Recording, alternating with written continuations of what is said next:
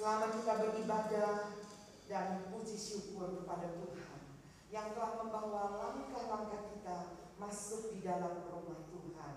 Mari saya ajak Bapak Ibu Saudara sekalian, kita sama-sama memuji Tuhan, kita menyembah Tuhan.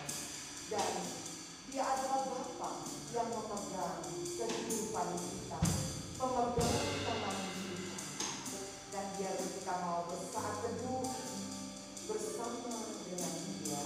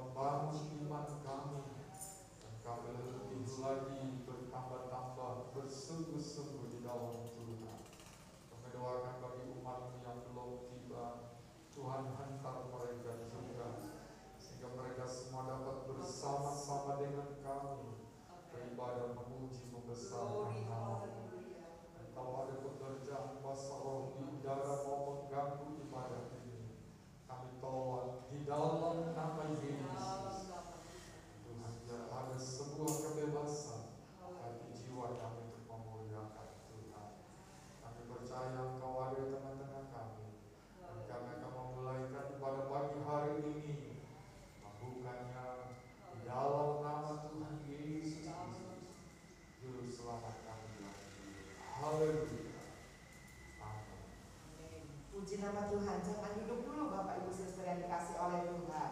Mari berikan senyum yang paling indah. Ya, walaupun hanya kelihatan matanya saja. Ya, kiri kanan, muka belakang. Mari sapa saudaramu di dalam Tuhan Yesus Kristus. Sekalipun kita hadapi berbagai tantangan di dalam dunia ini, baiklah kita boleh menaikkan pujian dengan iman yang sungguh, yang akan mengubah duka menjadi suka. Haleluya, datang ke hadirat Tuhan.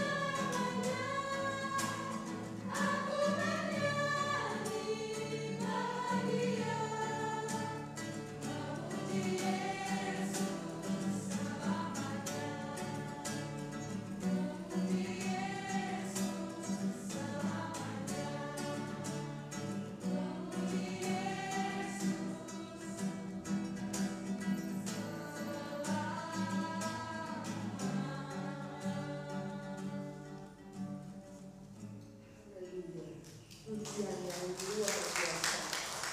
Kita berdoa buat anak-anak muda kita, yang mereka dipakai Tuhan. Mereka rindu memuji Tuhan untuk selamanya. Haleluya.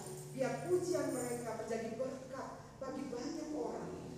Dan kita percaya mereka akan terus memuji Tuhan. Bahkan lebih indah lagi bagi kemuliaan nama Tuhan. Puji nama Tuhan. Haleluya. Bagaikan bencana, siap untuk dibentuk. Biarlah demikian setiap kehidupan kita. Umat-umat Tuhan menyiapkan diri untuk dibentuk oleh Tuhan menjadi benda kemuliaan di dalam rumah Tuhan. Di mana Tuhan ditinggikan, Tuhan dimuliakan. Haleluya. Kita siapkan hati kita untuk sebentar kita mendapatkan firman Allah. Haleluya.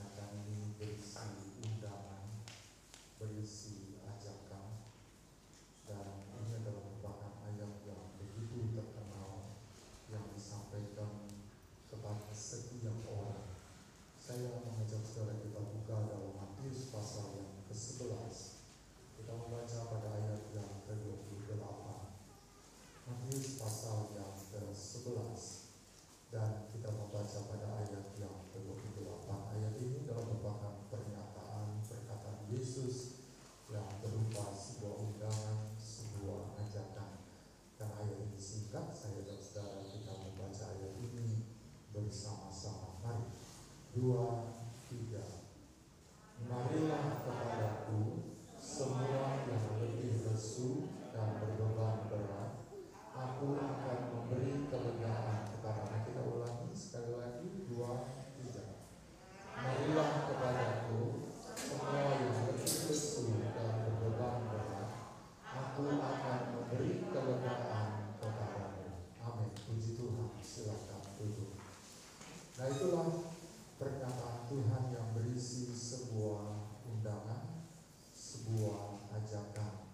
Dan kalau kita membaca di sini dikatakan semua.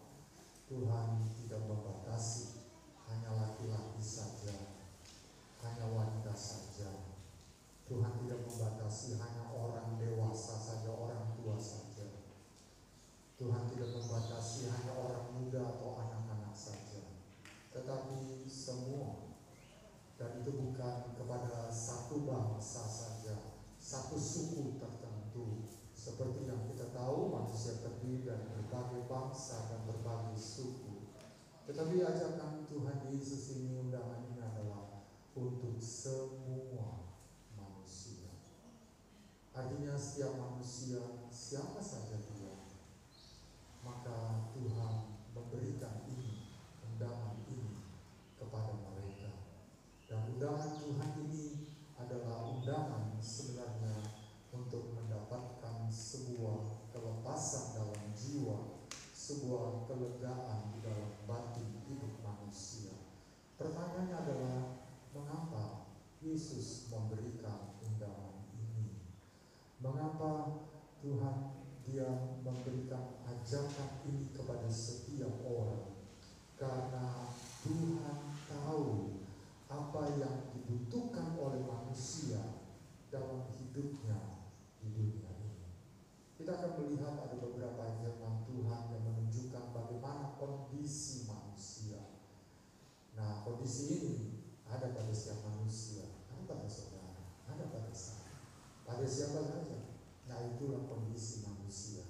Mari kita buka dalam kitab Ayub pasal yang ke-7 di sana.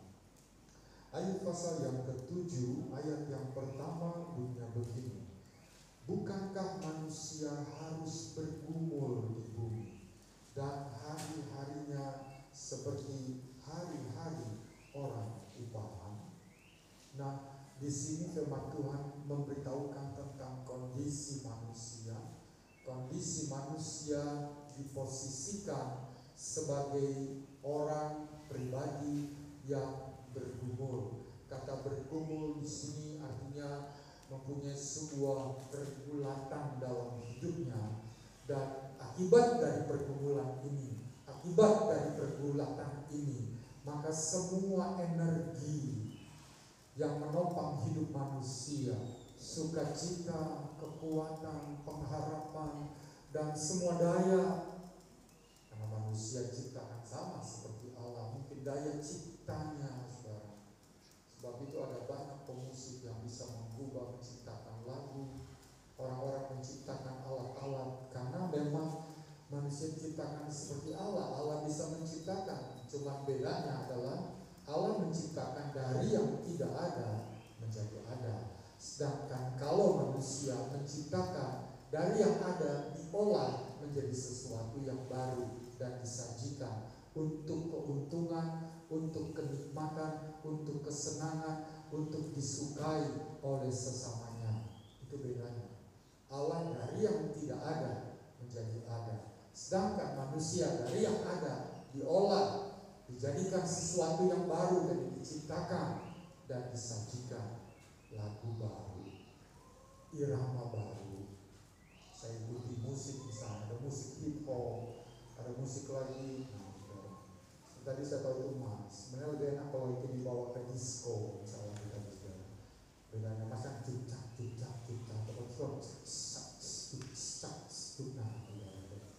jadi saya belajar itu musik jadi tahu. Jadi ada lagu-lagu yang ada lagu yang jazz. Saya jalan bersama dengan saya, dia suka setel lagu jazz yang agak sulit di musiknya.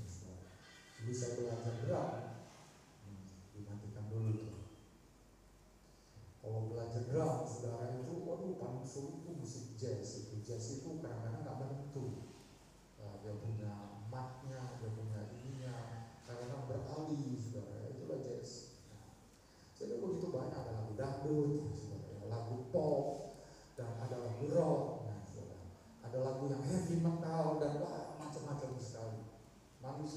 menciptakan semua itu untuk kemudian bisa memberikan hiburan, memberikan kenikmatan, kira-kira begitu.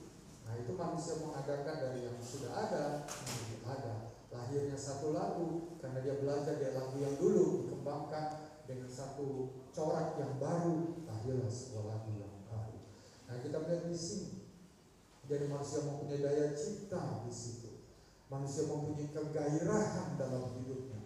Manusia mempunyai sebuah energi dan pengharapan. Manusia mempunyai sebuah motivasi. Manusia mempunyai sebuah visi dalam hidupnya. Tetapi ketika berhadapan dengan pergumulan, energi itu bisa terkuras. Tidak ada lagi kemampuan orang untuk bisa menciptakan. Tidak ada lagi sukacita dalam hidupnya. Tidak ada lagi kekuatan menghadapi hari-hari ke depannya. Karena energi itu telah habis. Bukankah hidup manusia bergumul di dunia ini? Itu yang kita hadapi sekarang. Tentu saja pergumulan itu bermacam-macam bentuknya. Ini saudara, kalau energinya sudah habis karena pergumulan itu, maka manusia membutuhkan supaya dia dibaharui, recovery, dipulihkan kembali. Nah di mana? Supaya dia bisa nggak habis lalu menjadi orang yang selalu putus asa, kecewa, pahit. Nah, bagaimana caranya supaya dia bisa bangkit dari kondisi yang ada akibat pergumulan yang dihadapinya? Itu adalah sesuatu yang penting.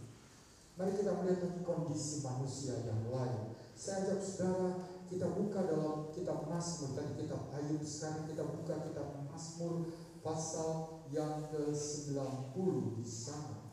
Mazmur pasal yang ke-90. Kita baca ayat yang ke-7, ayat yang ke-9. Nah, kali ini adalah Musa yang menyatakan ini. Mazmur pasal 7-9. Sungguh kami habis lenyap karena murka-Mu, dan karena kehangatan amarah-Mu kami terkejut. Engkau menaruh kesalahan kami di hadapan-Mu, dan dosa kami yang tersembunyi dalam cahaya wajah-Mu. Sungguh segala hari kami berlalu karena gemas-Mu. Kami menghabiskan tahun-tahun kami seperti keluh. Musa mendeskripsikan, menguraikan tentang pengalaman hidup manusia. Bukan hanya pengalaman hidup dirinya, saudara, tapi pengalaman hidup manusia seperti yang tertulis di sini. Bahwa hari-hari manusia itu dihabiskan di dalam gemasnya Tuhan. Saya susah untuk menguraikan kata gemas ini, saudara. Kalau kita lihat anak yang kecil, pipinya cute begitu, gemes kira-kira, saudara. Lalu kita remes kan, saudara, kira-kira gitu. Gemes kamu ini, aduh kayak bapau nih pipinya, kira-kira gitu. Itu gemes yang baik ya, saudara. Untuk menyatakan betapa kita, sukacita nih melihat anak ini, saudara ya. Gemes ya, kira-kira gitu, saudara ya. Tapi ini gemesnya Tuhan ya, saudara. Dan kalau kita melihat, sebab di sini katakan gemes itu bisa menyebabkan mereka mengalami kesusahan dalam hari-hari hidupnya. Ayat yang ke-9, kami menghabiskan tahun-tahun kami seperti keluh kesah. Wah, ternyata ini bukan gemes yang bagaimana, tapi gemes yang menyebabkan manusia itu harus mengalami keluh kesah dalam hidupnya. Dan apa sih latar belakangnya? Apa sih backgroundnya? Sehingga Allah kok menjadi begitu gemes dengan manusia itu? Dan sehingga manusia itu menjalani hidupnya dengan keluh kesah. Nah, kira-kira begitu, saudara. Apa sih jadi penyebabnya? Ayat yang ke-8, engkau menaruh kesalahan kami di hadapan-Mu, dan dosa kami yang tersembunyi dalam cahaya wajah-Mu. Rupanya yang menjadi penyebabnya adalah dosa dan kesalahan. Setelah nenek moyang kita jatuh dalam dosa, maka mau tidak mau, suka atau tidak suka, terima atau tidak terima, manusia akan menjalani hidupnya seperti tadi, dalam keluh kesah. Ada saja yang akan ditemui olehnya, yang menyebabkan dia akan berkeluh kesah. Jadi manusia ini mempunyai satu pergumulan, Manusia mengalami kesusahan dalam hidupnya. Manusia mengalami kesukaran. Nah, kesusahan dan kesukaran beda, saudara. Menghadapi pergumulan tadi. Pergumulan tadi pergulatan. Berbentur dengan apa yang harus ditanganinya, diatasinya. Berbentur bagaimana caranya dia bisa mendapatkan solusi. Mendapatkan sebuah jawaban. Nah, itu pergumulan, saudara. Sedangkan susah itu berbicara tentang hati, tentang jiwa. Kalau kita susah, maka yang susah adalah hati, jiwa kita. Sedangkan kesukaran itu adalah bentuk pengalamannya. Kenapa saya nggak bisa ini ya? Kenapa? Nah, kira-kira seperti itu, saudara. Nah, pengalaman seperti ini akibat jatuh dalam dosa yang diwariskan sampai kepada kita, sehingga semua manusia mengalaminya, hidup di dalam pergumulan, hidup di dalam kesusahan, pasti ada yang dialami pergumulan, kesusahan, kesukaran, maka itu berdampak kepada jiwa manusia. Kita kembali kepada pernyataan Yesus tadi. Marilah kepadaku semua yang letih lesu dan berbeban berat. Nah, ini dampaknya. Waktu manusia menghadapi pergumulan, kesusahan dan kesukaran, maka itu menjadi sebuah beban bagi dirinya. Pernah saudara tidak bisa tidur sepanjang malam? Karena ada sesuatu yang sedang saudara hadapi, mungkin di pekerjaan, mungkin sebuah pengalaman bersama dengan rekan saudara, ada sebuah clash, dan itu terbawa dalam pikiran saudara terus. Tempat tidurnya Dunlop pillow atau air spring bed atau king coil. Dan bantalnya saudara. Itu harganya tuh ada yang 50 juta karena di Palmera.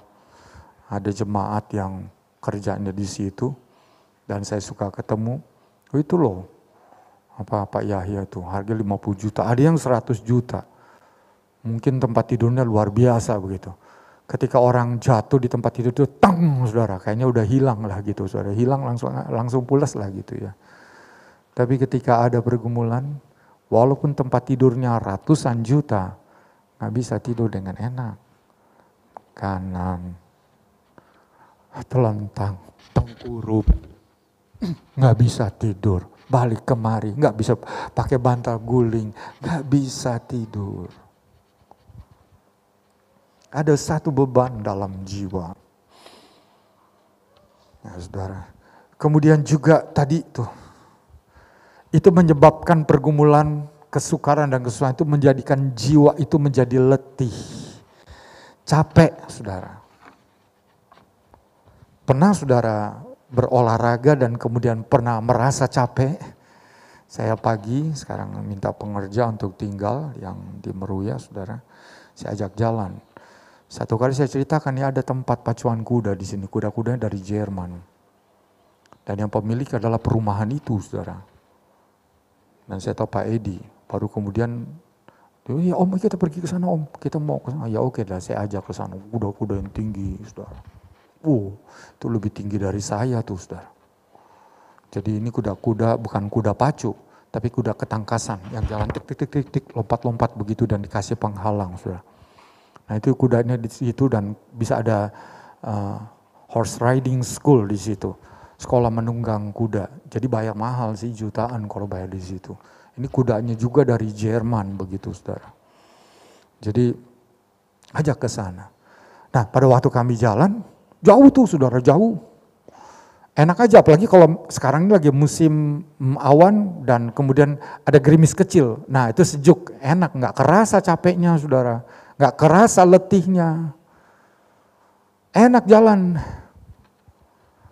Dan kemudian ketika sampai di situ kita diam dulu, kita ngobrol dengan yang mengatur atau yang pelatih kudanya itu, yang menangani kuda itu. Saya tanya siapa namanya dan saya cepat akrab dengan kuda itu. Saya lihat kuda ini ramah nih saudara, bisa kelihatan dari matanya. Jadi saya usap dia, dia pandang saya gitu saudara.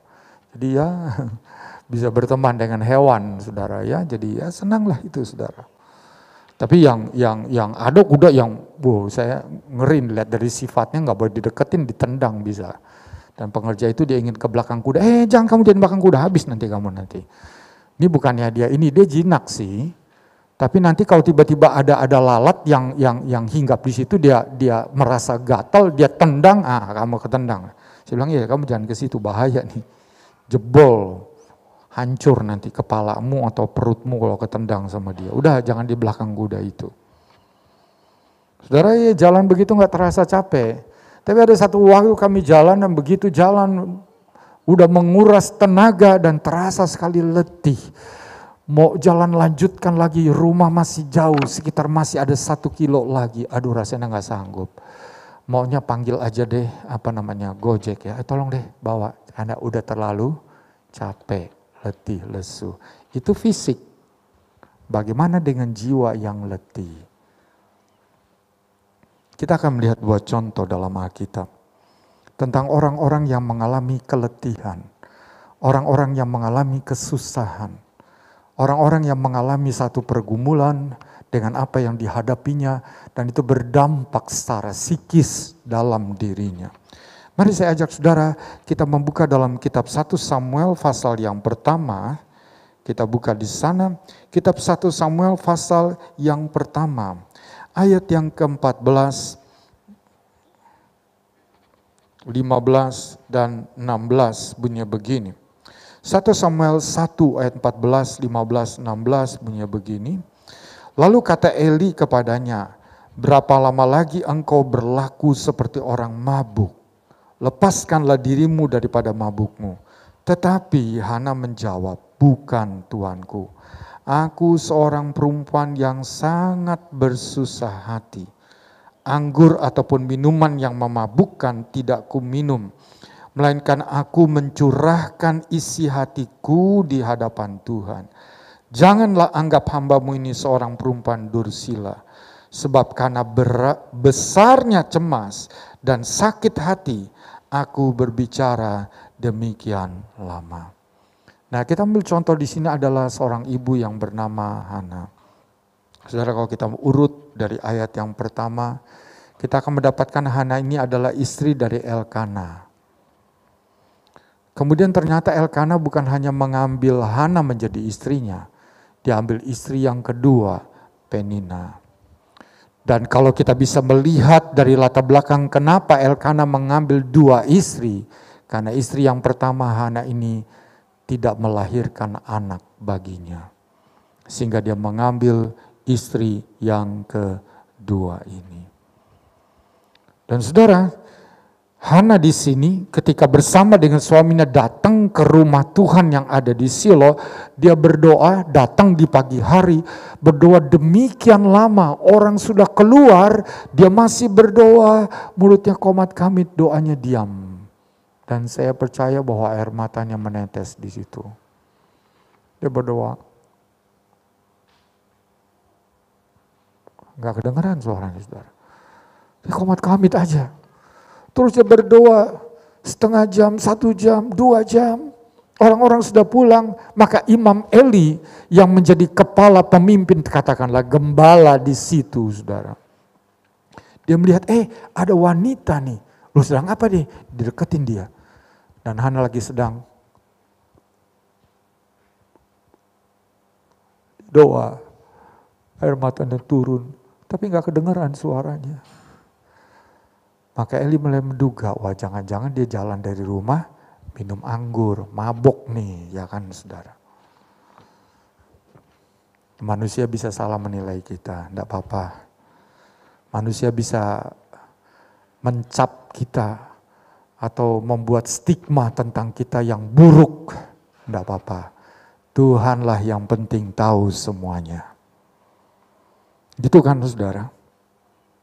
Jadi Eli aja nih, hamba Tuhan ini salah menilai akan Hana ini, saudara.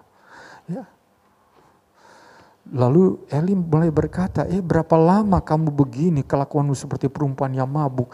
Masih jam 9 pagi. Dari jam 7 sampai jam 9. Kok terus aja kamu begitu? Lalu Hana membuka mata.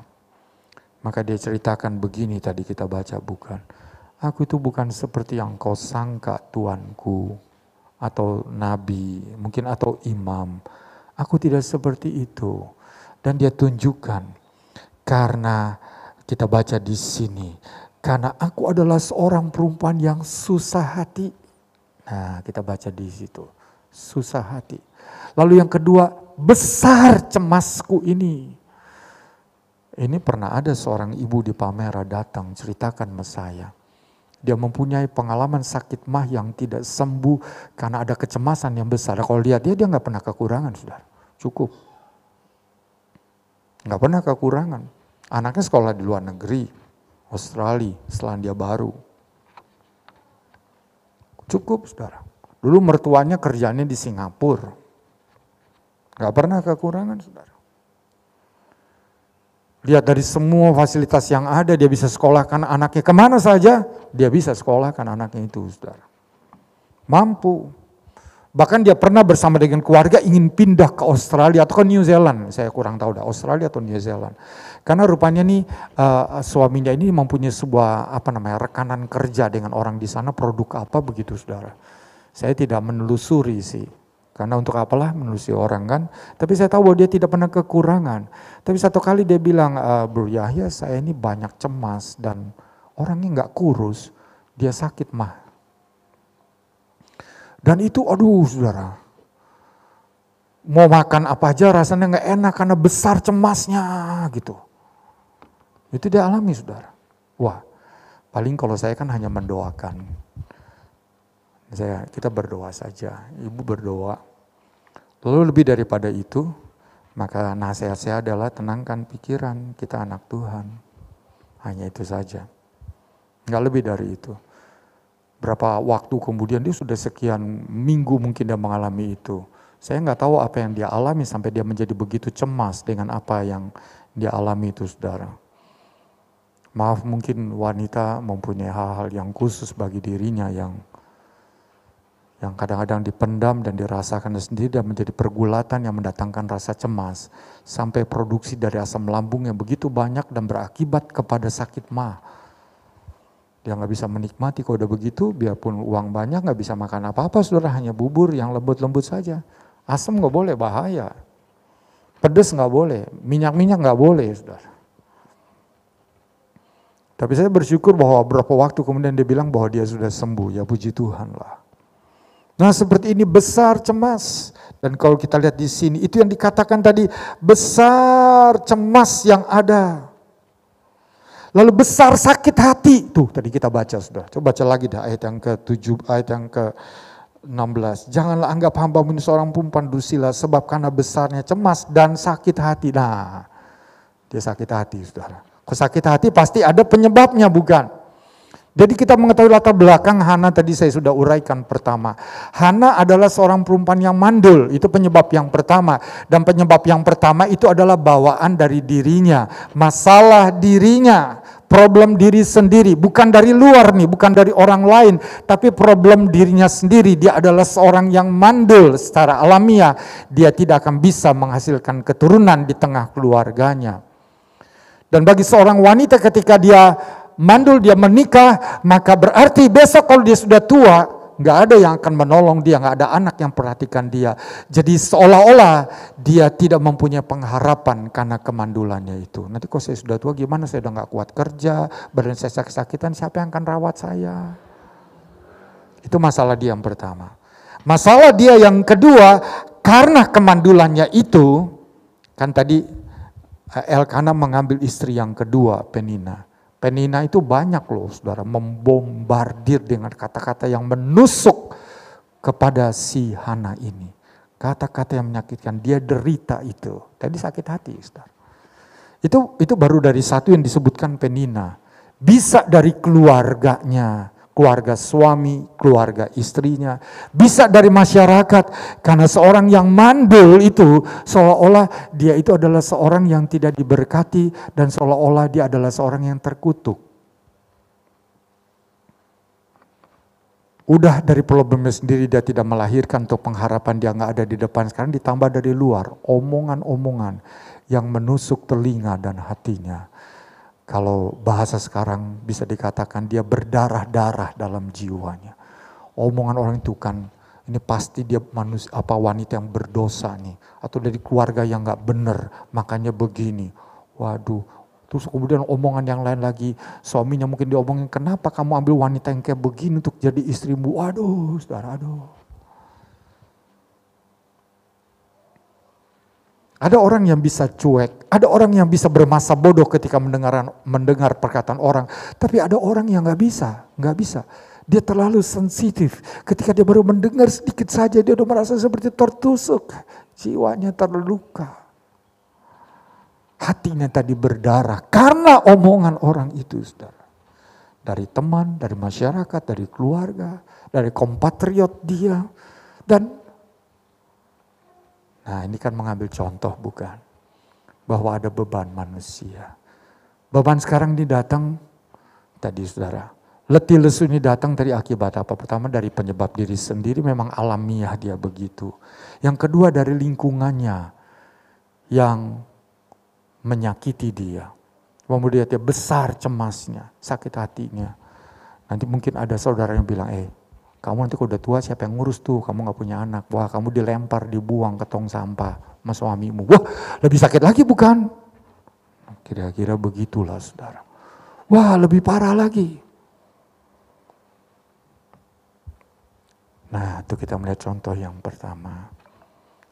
Saya tidak tahu, barangkali kita mempunyai secara alamiah kita adalah satu pribadi di mana kita sedang mempunyai sebuah pengharapan, tapi itu menjadi sebuah yang buntu karena kita melihat Tuhan tidak memberkati kita dengan apa yang kita harapkan.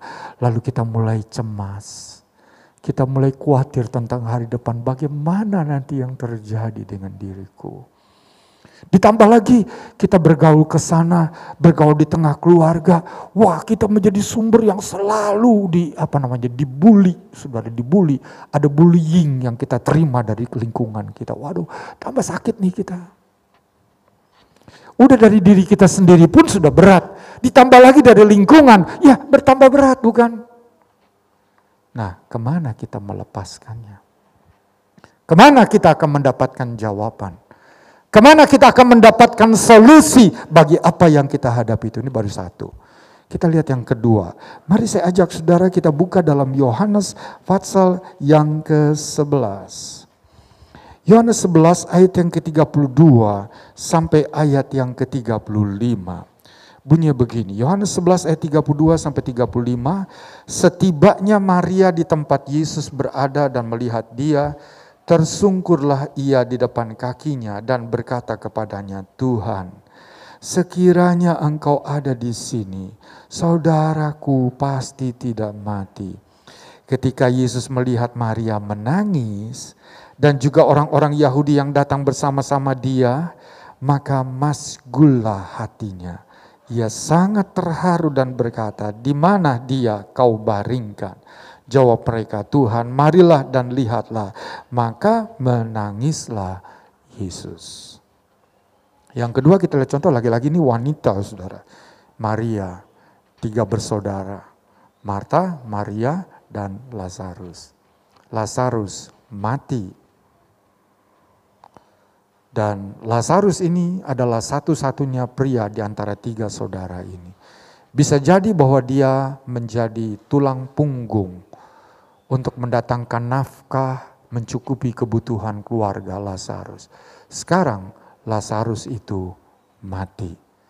Nah, kemana lagi harus mencari atau kebutuhan nafkah akan dipenuhi. Karena Lazarus sudah mati. Dia satu-satunya laki-laki. 2 yang lain wanita. Kan sudah lihat di sini, Yesus sebenarnya sudah diberitahu dari sejak Lazarus sakit, tapi Yesus sengaja, dia malah menjauh, saudara. Akhirnya Lazarus mati. Ini kalau kita melihat bahasa-bahasanya, baik Marta yang pertama kali datang kepada Yesus adalah bahasa orang yang kecewa. Kalau Tuhan ada kan gak akan jadi begini. Lalu seperti mempersalahkan Tuhan, bukan? Kalau Tuhan terlambat untuk menyatakan kuasa pertolongannya, pasti ada rencana yang jauh lebih indah daripada apa yang kita pikirkan. Bisa bilang amin. Kalau Tuhan terlambat menolong persoalan kita, menjawab kebutuhan kita, pasti ada rencana Tuhan yang lebih baik daripada apa yang dapat kita pikirkan. Katakan amin, saudara. Karena kan kita berpikir terbatas, Kayaknya semuanya kita mau Tuhan mengikuti kita. Loh, kita yang ngatur Tuhan atau Tuhan yang ngatur kita? Kalau kita yang atur Tuhan, aduh saudara. Bukannya jadi baik. Tapi kalau Tuhan yang atur kita, nah itu yang terbaik. Bahkan lebih baik daripada apa yang kita bisa pikirkan. Nah Tuhan datang, mereka kecewa nih, Marta waktu Tuhan balik ke sana. Kalau engkau ada di sini, pasti saudaraku itu tidak mati. Kenapa sih terlambat? Saya belajar satu perkara ini, saudara. Jika sesuatu itu, ini susah loh belajar seperti ini. Terjadi di luar daripada yang menjadi pengharapan kita. Saya belajar untuk menerima, ini pasti ada rencana Tuhan yang lebih baik daripada apa yang saya pikir. Nggak mudah tuh saudara terima seperti itu. Kenapa saya harus terlambat? Kenapa saya harus mengalami macet di jalan? Kenapa saya harus menghadapi orang-orang yang menyebalkan kayak begini? Kenapa saya harus menghadapi orang-orang yang menyakitkan seperti ini? Kenapa nih Tuhan, kenapa? Padahal saya bermaksud untuk melakukan yang terbaik, tapi menghadapi seperti ini. Tapi saya belajar satu perkara ini. Pasti Tuhan tidak pernah salah. Karena firman-Nya katakan segala sesuatu bekerja bersama-sama mendatangkan kebaikan bagi orang yang percaya dan mengasihi Dia. Katakan dulu amin. Ini gak mudah saudara. Karena kita cenderung memaksakan kehendak kita yang harus jadi. Pengharapan kita yang harus goal. Itulah problem manusia. Seringkali mau mengendalikan Tuhan, bukan membiarkan Tuhan yang mengatur langkah hidupnya. Saudara, kita harus belajar satu hal ini. Kita ini gak tahu apa yang terbaik. Kita hanya memikirkan itu yang terbaik, tapi belum tentu itu yang terbaik. Apa yang kita anggap terbaik, justru itu nanti bisa mencelakakan kita. Tapi kalau Tuhan izinkan kita masuk pada lembah, pada pengalaman-pengalaman yang sukar dan menyakitkan, justru itu yang terbaik. Karena itu akan mempersiapkan kita untuk menerima apa yang tidak pernah kita pikirkan Allah akan buat bagi hidup kita. Saudara, setelah Marta, kemudian Maria ini masih di rumah, dia masih berkabung. Udah 4 hari, Lazarus mati. Kemudian orang-orang di situ bilang, itu tuh Tuhan Yesus sudah datang kemari. Waktu dia bilang Tuhan Yesus datang kemari, maka Maria bangun dan dia datang. Dia dekati Yesus. Dia ceritakan lagi sama seperti Marta, cuma beda nih. Bedanya apa? Maria nangis. Tuh saudara baca di sini. Marta nggak nangis tuh menyampaikannya, tapi Maria nangis. Maria berkata, Tuhan, kalau Engkau ada di sini waktu itu, saudaraku tidak akan mati. Tuhan, nah udah gitu saudara. Dia menyampaikannya dari hatinya. Dia betul-betul merasa kehilangan dengan saudaranya itu. Dan dia mengekspresikan yang benar dari ketulusan hatinya. Dia bukan sekedar basa-basi, saudara. Dia bukan sekedar formalitas saja. Tapi dia lahir dari hati dia. Dia nangis di hadapan Tuhan tuh, Tuhan. Saya gak ngerti kalau saudara berdoa. Bagusnya doa saudara, apakah untuk didengar oleh orang atau saudara sebenarnya ingin datang dengan hatimu sepenuh pada Tuhan. Sampai engkau gak bisa tahan air matamu dan berkata, Tuhan berat sekali ini, aku gak sanggup. Lalu saudara nangis. Tuhan tahu. Kita baca di sini ayat tadi bukan. Semua orang yang ikut bersama dengan Maria juga tersentuh. Karena apa yang dari hati akan menyentuh hati. Apa yang dari otak menyentuh otak. Tapi yang dari hati, dari jiwa akan menyentuh hati jiwa. Dan semua tersentuh saudara. Karena memang Maria begitu pribadinya. Dia tulus. Gak ada yang dia pura-purain di situ. Gak ada saudara. Itu tulus apa adanya dia. Dan Yesus juga akhirnya tersentuh. Nangis Yesus juga saudara. Nah kita melihat latar belakang yang tadi. Kenapa Maria menjadi berduka? Karena dia kehilangan orang yang menjadi pengharapan. Dia kehilangan sebuah gairah hidupnya. Karena tadinya mereka berdua ini memandang bahwa Lazarus inilah menjadi sandarannya. Tapi dia mati. Jiwanya terguncang. Pernah gak saudara merasa jiwa saudara tergoncang dengan satu pengalaman saudara alami? Goncang jiwa saudara tuh. Sampai saudara gak mau keluar, ngumpet aja di kamar dan ngurung diri. Rasanya menghadapi orang tuh muka saudara udah terlalu tebal lah, tebal seperti ada bengkak gitu yang saudara, aduh. Karena tergoncang jiwa saudara. Ini Maria tergoncang nih saudara jiwanya. Tergoncang bisa diakibatkan karena kehilangan dari orang yang dikasihi. Itu beban. Itu menyebabkan jiwa menjadi letih. Apa jawabannya? Kita kembali yang Yesus katakan. Siapa semua yang berbeban berat. Semua yang letih lesu. Datang kepadaku. Itu jawabannya saudara yang kita lihat tadi. Ini kita lihat contoh nih saudara. Nah kemudian kita bisa juga begini ya. Mengapa kok Yesus mengundang? Berani gak saudara mengundang kepada keluarga saudara saja dulu? Datang dong kepadaku kalau kamu ada keperluan. Nah kira-kira berani gak saudara?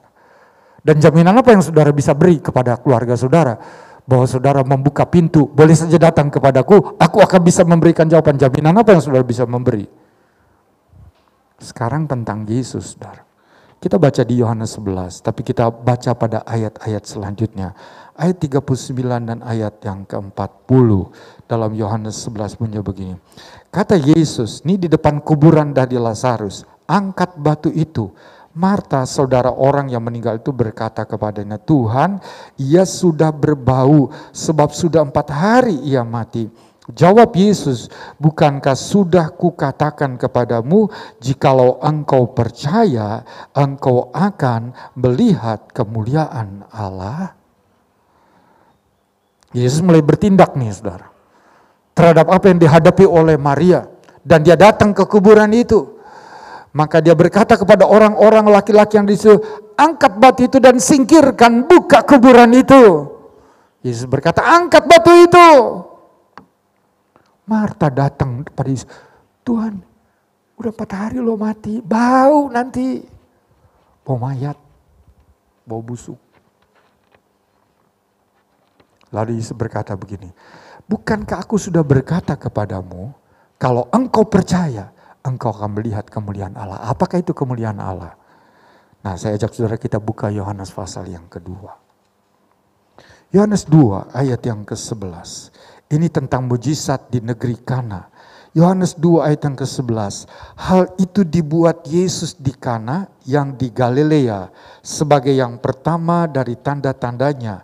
Dan dengan itu ia telah menyatakan kemuliaannya dan murid-muridnya percaya kepadanya. Ayat 11 adalah kesimpulan dari peristiwa di negeri Kana. Jadi pada waktu itu Yesus mengadakan mujizat. Mereka kehabisan anggur atau air anggur. Lalu Yesus mengubah air sumur menjadi anggur atau menjadi air anggur. Mujizat, pertolongan bagi pesta perjamuan Kana itu. Dan kesimpulannya Tuhan menunjukkan kemuliaan. Jadi kemuliaan itu berkaitan dengan mujizat pertolongan Tuhan yang ajaib. Dan ini menunjukkan bagi dia tidak ada yang mustahil. Kenapa Yesus mengundang? Datang kepadaku yang berbeban berat dan letih lesu. Karena dia memiliki kuasa. Dan bagi dia tidak ada yang mustahil. Kita akan lihat bagaimana caranya kita datang kepada Yesus. Ada 3 cara. Yang pertama, mari cepat saja kita buka dalam kitab Mazmur pasal yang ke-92. Mazmur pasal 91 ayat yang ke-14 bunyinya begini. Mazmur 91 ayat yang ke-14, sungguh hatinya melekat kepadaku, kudus huruf besar, maka aku akan meluputkannya, aku akan membentenginya, sebab ia mengenal namaku. Perhatikan, sungguh hatinya melekat kepadaku, Tuhan berkata. Ini tentang pertolongan Tuhan, tentang perlindungan Tuhan di tengah-tengah bencana. Kalau saudara baca dalam lindungan Allah di pasal 91 Mazmur di sini.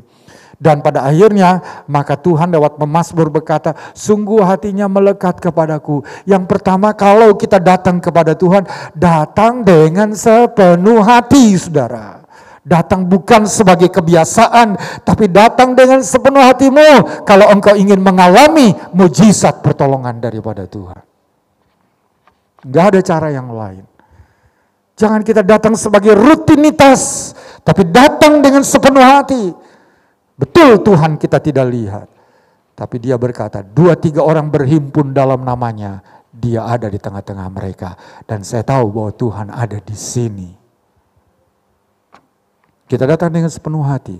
Ada keperluan saudara, ada beban hidupmu yang berat. Tuhan pasti akan tolong saudara. Yang kedua, mari kita akan melihat bersama dalam Matius pasal yang ke-9.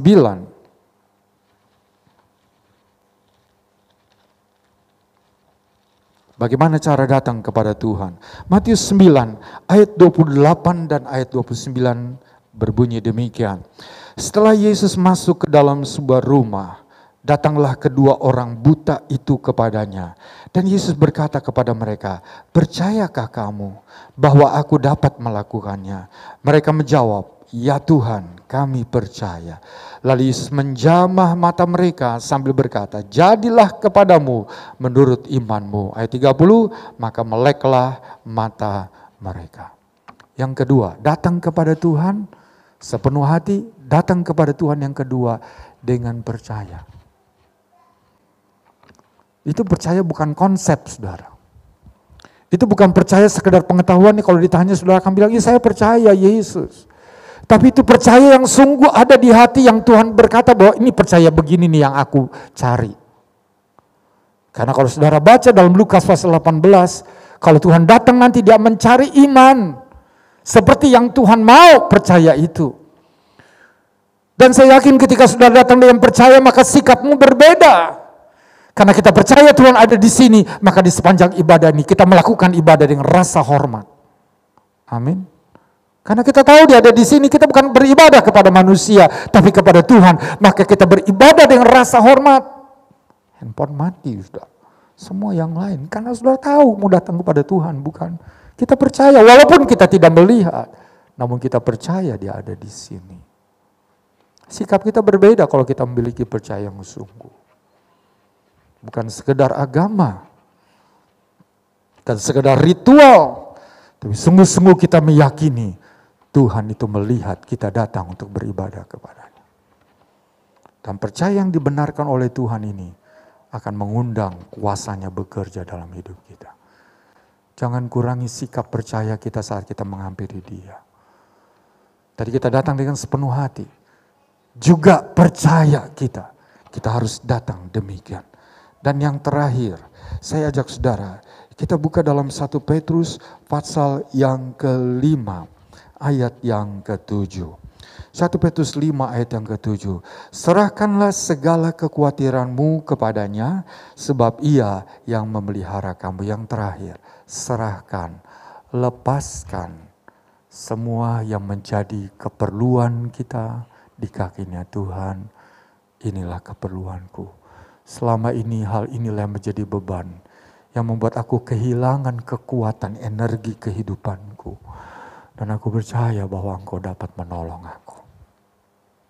Aku percaya bahwa Engkau akan memberikan solusi dengan cara yang ajaib yang tidak pernah aku pikirkan. Kita lepaskan. Kata serahkan itu berarti tidak dipegang lagi, tidak disentuh lagi. Dan kalau sudah serahkan pada Tuhan, keluar dari gereja ini engkau berdoa, atau engkau berdoa di mana, keluar dan tinggalkan waktu doamu. Engkau jalanlah dengan hati yang lega. Tuhan sudah tolong saya. Dan pasti mujizatnya akan terjadi. Amin. Itu menyerahkan. Tidak, ya ini dijawab gak ya? Kapan ya? Berapa lama ya? Dengan cara bagaimana Tuhan akan menolong? Itu belum diserahkan, saudara. Serahkan itu tidak lagi membicarakan, tidak lagi memikirkan. Itu pasrah total kepada Tuhan. Dan yakin bahwa Tuhan dengan caranya, Dia akan memberi jawaban. Saya mengundang pemusik untuk maju ke depan. Kita akan naikkan satu pujian. Saat ku ada dalam kesesakan, saat ku dalam kesesakan. Yang bisa lagu ini tolong bantu saya. Ini tidak berfungsi. Bantu saya untuk bisa saudara, naikkan lagu ini. Tolong yang bisa lagu ini. Kita hampir menyudahi 11 bulan tahun 2021 yang masih dalam suasana pandemi. Barangkali dalam perjalanan sepanjang tahun ini kita tertimpa dengan satu beban yang terus masih menjadi pergumulan dan memberatkan perjalanan hidup kita. Dengan satu peristiwa, kalau kita lihat tadi Maria, dia terguncang jiwanya dengan duka cita karena ditinggalkan oleh anggota keluarganya. Atau seperti tadi Hana, dia menghadapi tekanan yang menjadi pemikiran, dipikirkan terus, jadi besar, cemas, dan sakit hatinya. Dan menjadi orang yang selalu susah. Barangkali itu kita mengalami tahun ini. Dan seolah-olah pikiran itu tidak pernah bisa lepas dari kita.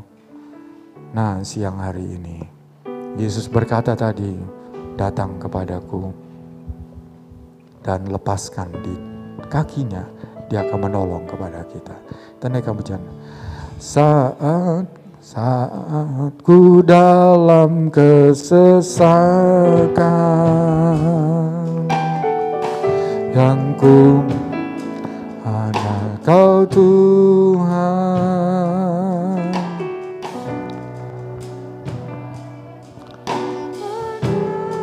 Tolong yang bisa lebih keras.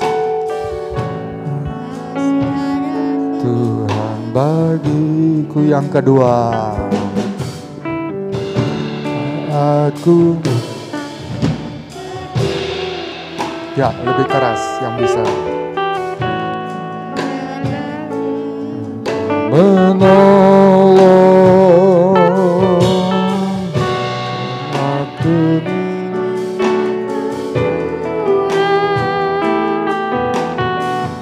masih ada Tuhan bagiku, penolongku hanyalah dirimu, penghibur hanya Engkau Bapakku, selalu menolong.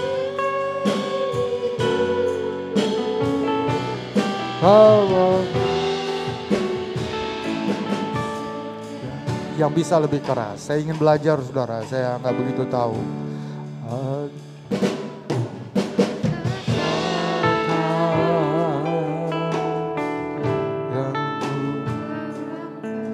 Kau Tuhan, saat menerbang, masih ada Tuhan bagiku saatku.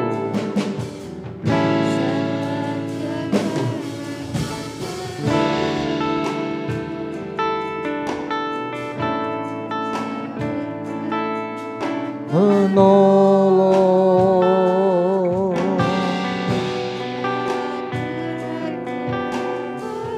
curah, masih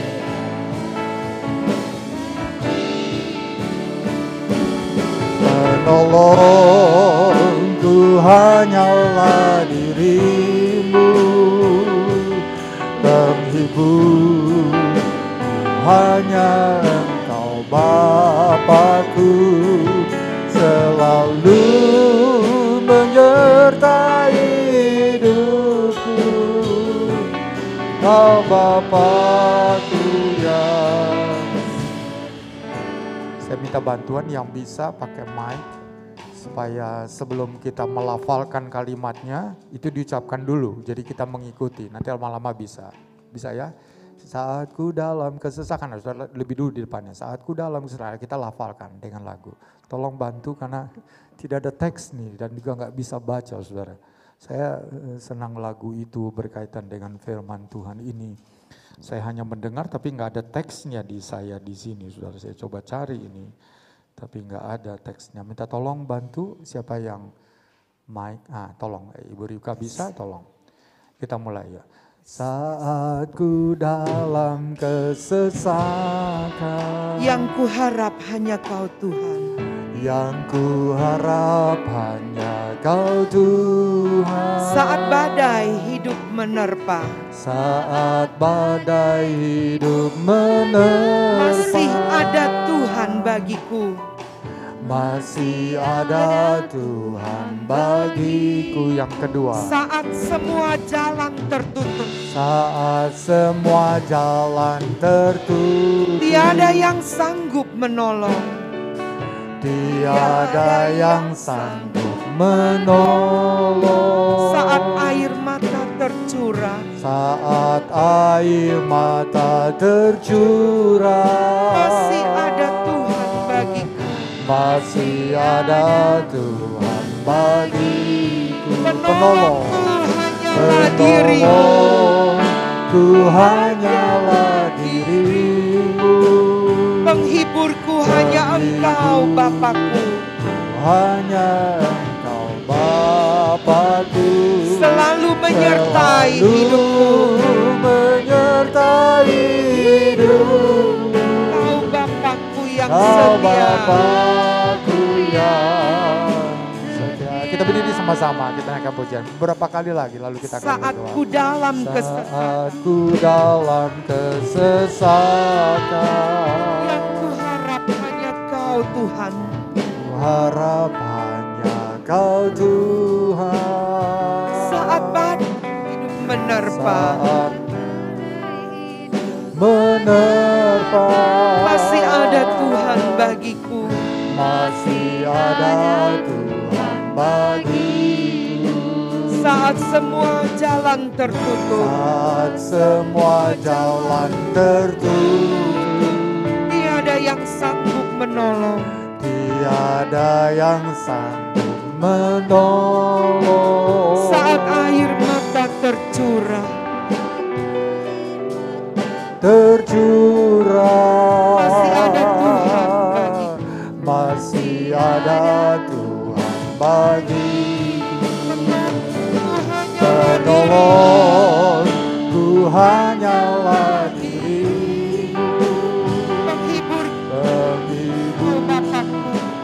hanya Engkau Bapakku. Selalu menyertai hidupku. Kau Bapakku yang... Mari, beberapa kali lagi. Haleluya. Saat badai hidup menerpa,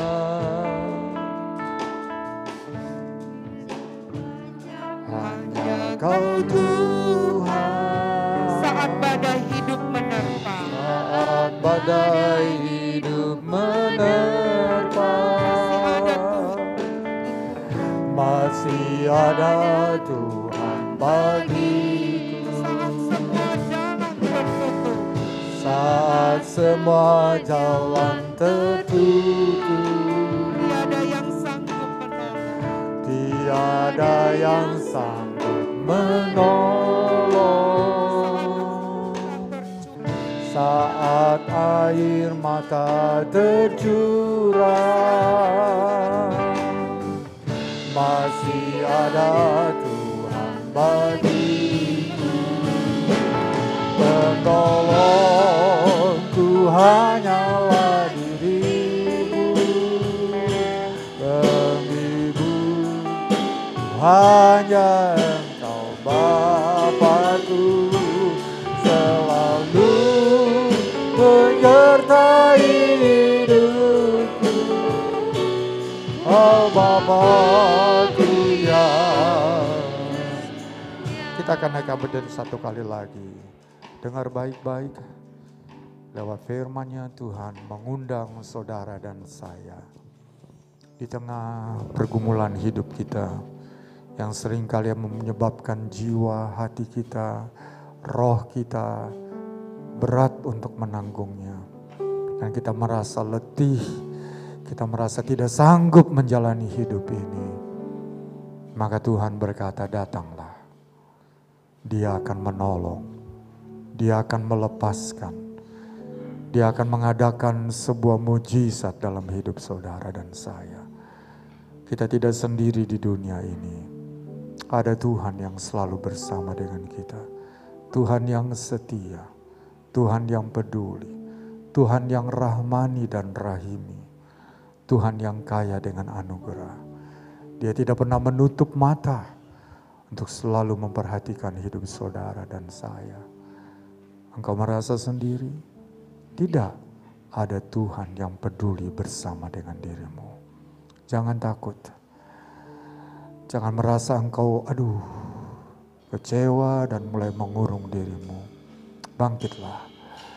Jalani hidup dengan kekuatan yang baru berasal daripada Tuhan. Tuhan mau tolong dan peduli bagi saudara. Meskipun anggota keluarga yang terdekat sekalipun tidak tahu tentang kondisi saudara. Dan atau dia tidak mau tahu teman saudara. Ada Tuhan yang selalu mau tahu dan mau mengerti keberadaan kita. Dia akan tolong kita. Dan naikkan pujian ini satu kali lagi. Dan kita akan berdoa. Saat ku dalam kesesatan, yang ku harap hanya Kau Tuhan. Saat badai datang menerpa, masih ada Tuhan bagiku.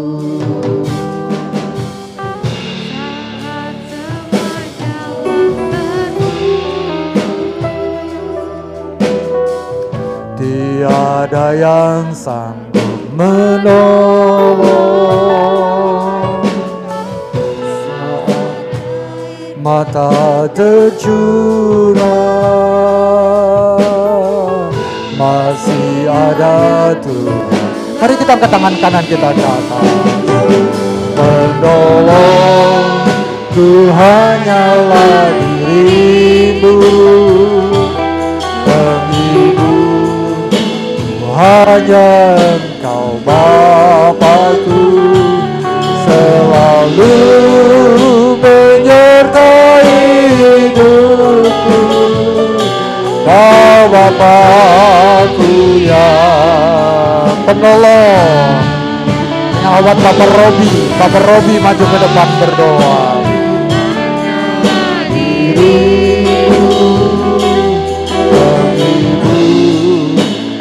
Hanya Engkau Bapakku, selalu menyertai hidupku. Kau Bapakku yang setia. Haleluya, haleluya, haleluya. Haleluya. Haleluya.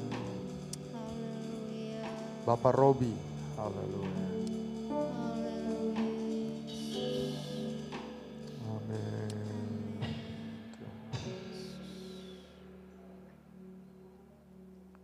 Makasih Tuhan.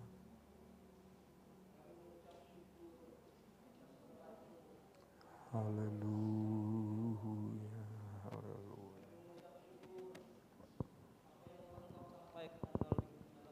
Kami di tempat ini Tuhan. Kau mengingatkan kami kembali. Apapun yang kami hadapi Tuhan. Kami mempunyai Allah yang luar biasa dalam kehidupan kami. Amin. Kami kepunyaan-Mu Tuhan.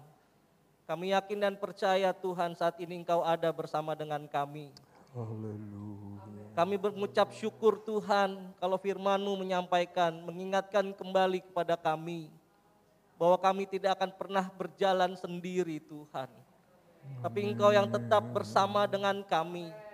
Engkau yang tetap memegang langkah perjalanan kami Tuhan.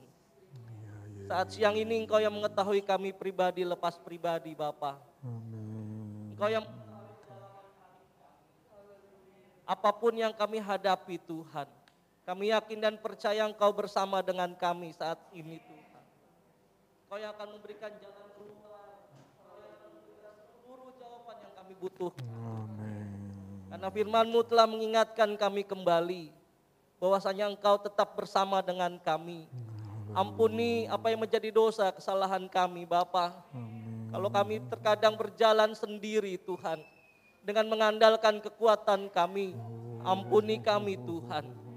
Ajar bagi kami, biar Roh Kudus tetap tinggal dalam kami. Kau yang mengingatkan kami Tuhan, bahwa Engkau adalah Allah yang luar biasa dalam kehidupan kami. Dan kami yakin dan percaya Engkau selalu memegang langkah perjalanan kami Tuhan.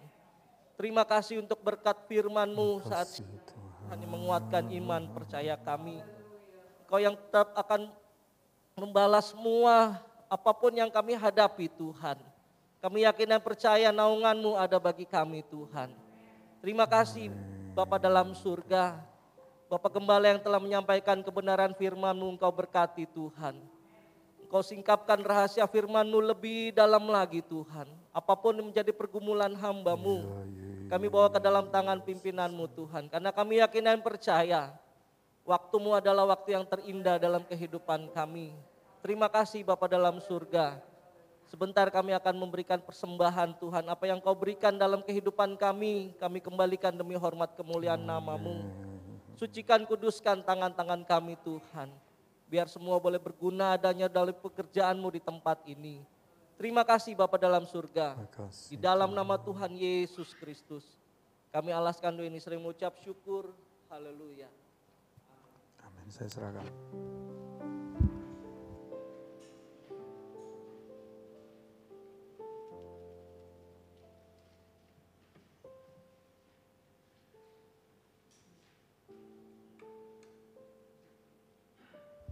Puji nama Tuhan. Haleluya, kita diberkati. Haleluya, angkat tangan kita. Luar biasa. Kita tidak pulang dengan khawatir. Kita tidak pulang dengan takut. Karena Dia telah berkata kepada kita semua, datang kepadaku. Dan kita boleh menikmati segala yang baik yang Tuhan siapkan bagi kita. Baiklah, kita akan bawa persembahan kita.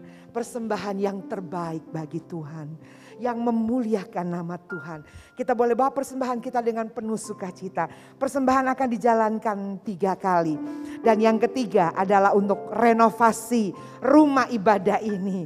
Biar kiranya Tuhan terus menolong apapun yang Bapak Ibu Saudara berikan. Haleluya, dengan penuh sukacita. Kita akan melihat mujizat Allah yang besar. Puji nama Tuhan. Haleluya. Bersama kita naikkan pujian, apa yang tak pernah dilihat oleh mata, tak pernah timbul dalam hati. Itu yang Allah sediakan bagi yang mengasihi Dia.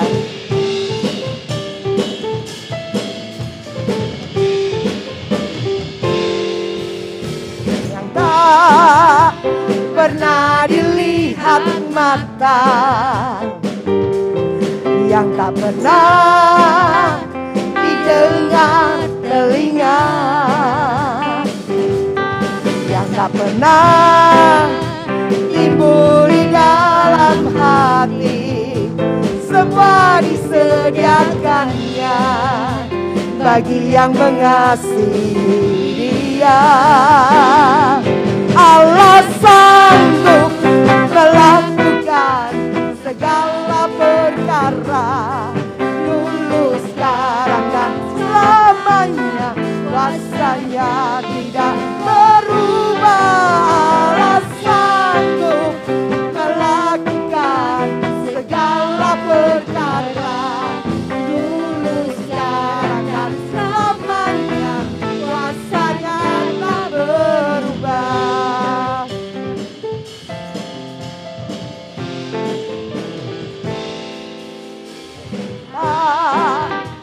Pernah dilihat mata, yang tak pernah didengar telinga, yang tak pernah timbul di dalam hati, semua disediakannya bagi yang mengasihi Dia.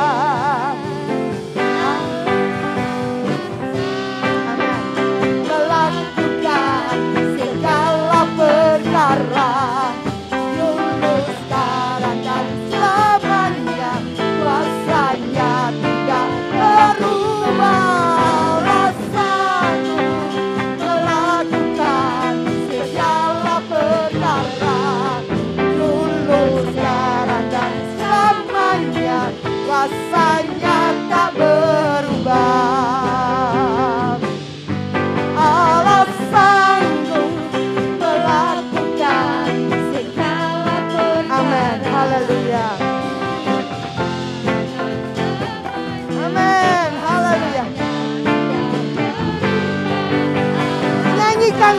iman. Haleluya. Mari kita bangkit berdiri. Haleluya. Dulu, sekarang, dan selamanya, kuasanya tak berubah. Allah sanggup melakukan segala perkara. Dulu, sekarang, dan selamanya, kuasanya tak berubah. Amin. Haleluya. Segala perkara, dulu, sekarang, dan selamanya, kuasanya tak berubah.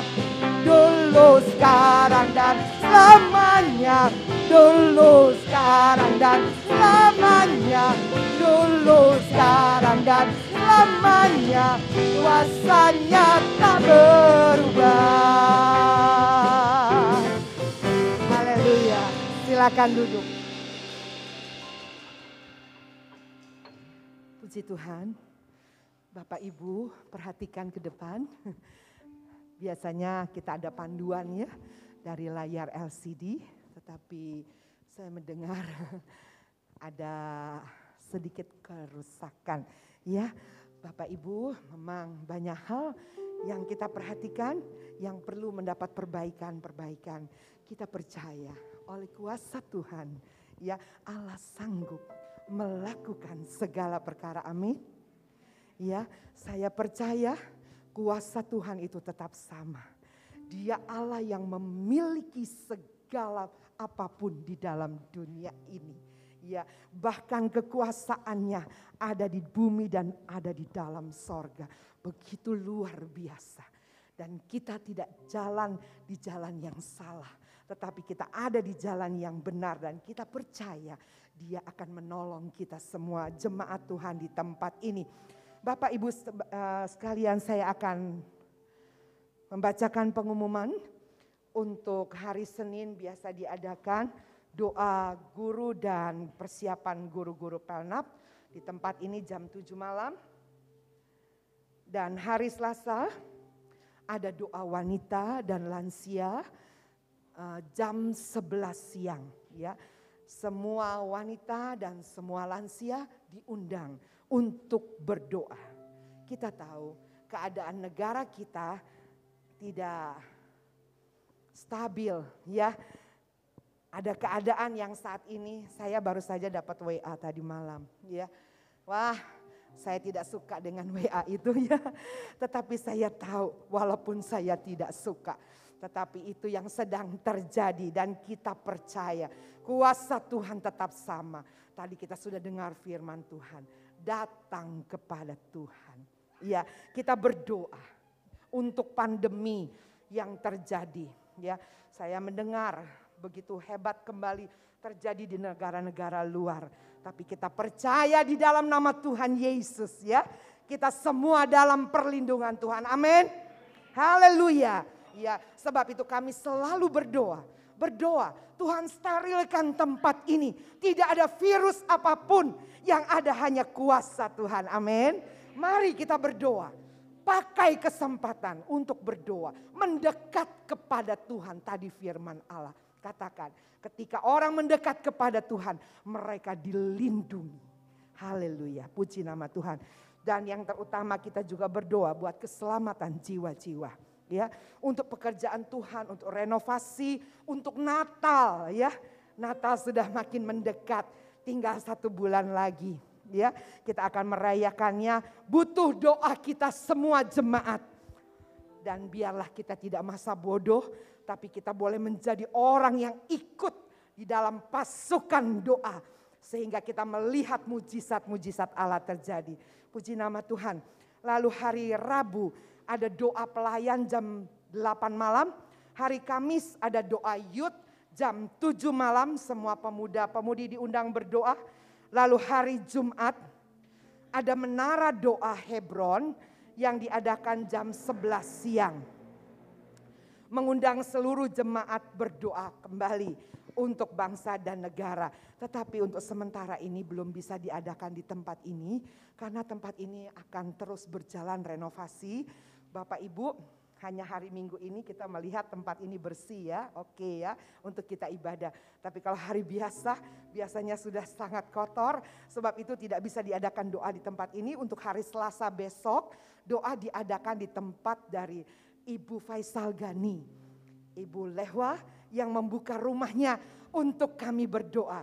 Tuhan memberkati Ibu, puji nama Tuhan. Dan hari Jumat akan kembali juga berdoa, nanti diumumkan di mana tempatnya. Puji nama Tuhan.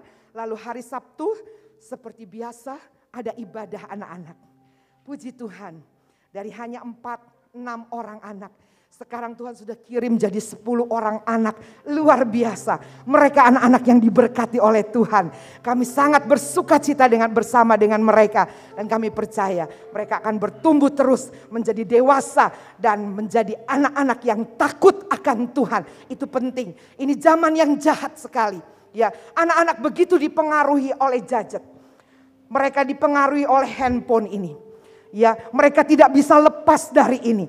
Nah, Bapak Ibu Saudara-saudara sekalian, hanya Tuhan yang sanggup menolong anak-anak kita. Puji nama Tuhan untuk menjadi anak-anak yang luar biasa di dalam Tuhan. Lalu ada latihan tamborin dan ibadah youth pada sore dan latihan ibadah pada malam. Dan minggu depan kembali kita akan ibadah pada jam 10. Inilah pengumuman. Mari saya jemput Bapak Ibu semua, kita bangkit berdiri. Kita akan naikkan satu pujian yang berkata, bila Engkau tak besertaku ya Tuhan, aku tidak mau berjalan. Haleluya.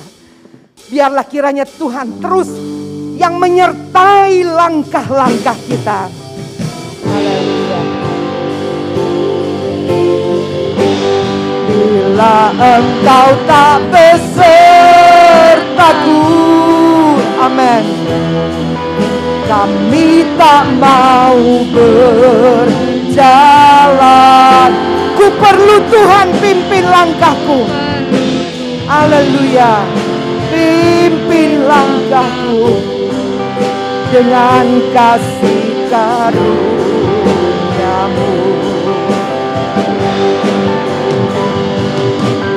Setiap hari berjalan bersama-Mu, jalan dalam Roh-Mu. Nyatakan Tuhan, nyatakan Tuhan kemuliaan-Mu, dan berjalanlah denganku. Nah, Engkau tak besertaku, kami tak mau berjalan, kami tak mau berjalan. Ku perlu Tuhan, perlu Tuhan. Pimpin langkahku dengan kasih karunia-Mu. Pimpinku di setiap langkah, setiap hari. Amin, haleluya. Berjalan dalam Roh-Mu. Bapak Gembala akan menutup ibadah kita. Nyatakan kemuliaan-Mu, dan berjalanlah denganku. Tuhan, kemuliaan-Mu, dan berjalanlah denganku. Nyatakan Tuhan kemuliaan-Mu, dan berjalanlah denganku.